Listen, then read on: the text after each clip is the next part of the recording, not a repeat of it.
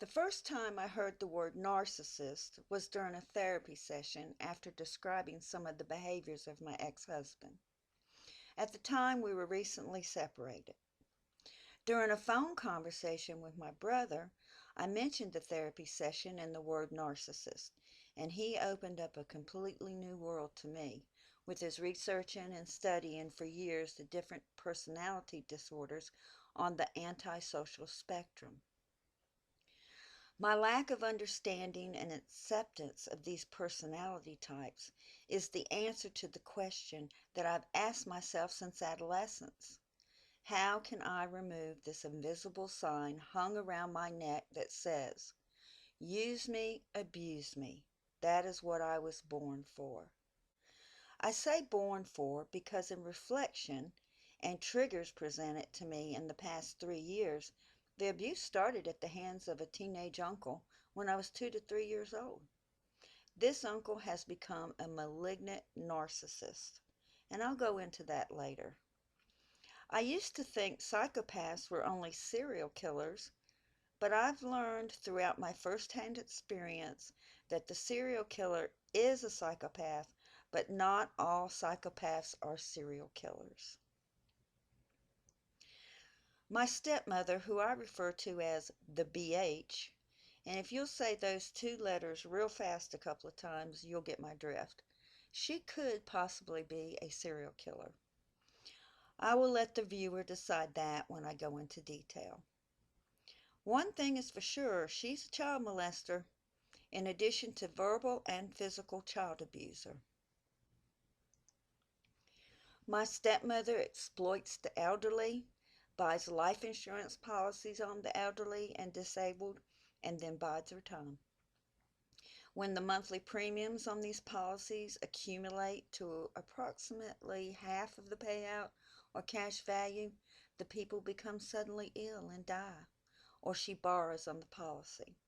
I'll also go into more detail sometime in the near future. My ex-husband's father is also a pedophile psychopath who gets great pleasure in mind-fucking his victims and will try to destroy every aspect of your life if you do not get with the program.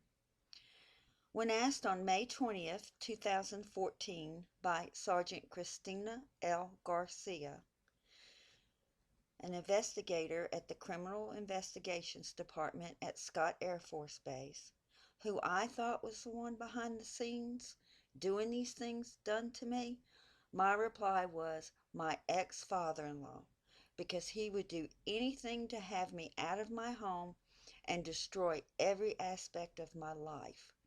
During the time I was married to his son, he did and said things concerning what would happen to me if I did not get with the program.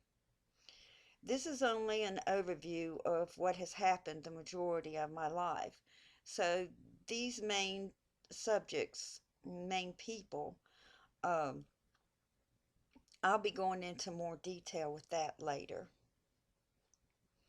These three people are what are termed as the least common denominator because they're not physically present in the situation. People like my ex-husband, his adulteress, and her cohorts, along with family members who were also affected in some way by the three previous mentioned least common denominators, and the combination of incidents that took place, comments made over the years, and the triggers, it did not take long to figure out who was behind this amateur gang stalking.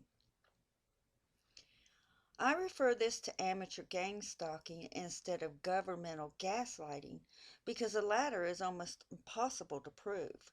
But the people who physically did the gang stalking wanted me to know who they were and still are.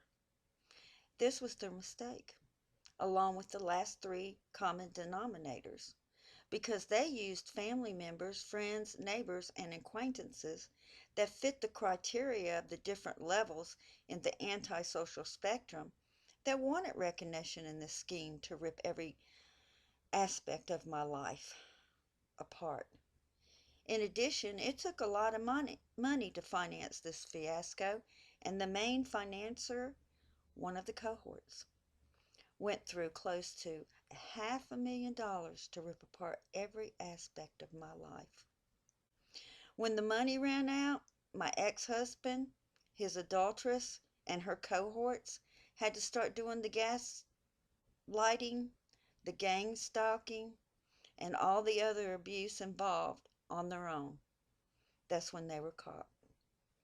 My amateur gang stalking has somewhat stopped since April 15, 2015, and there's been one incident of street theater since then.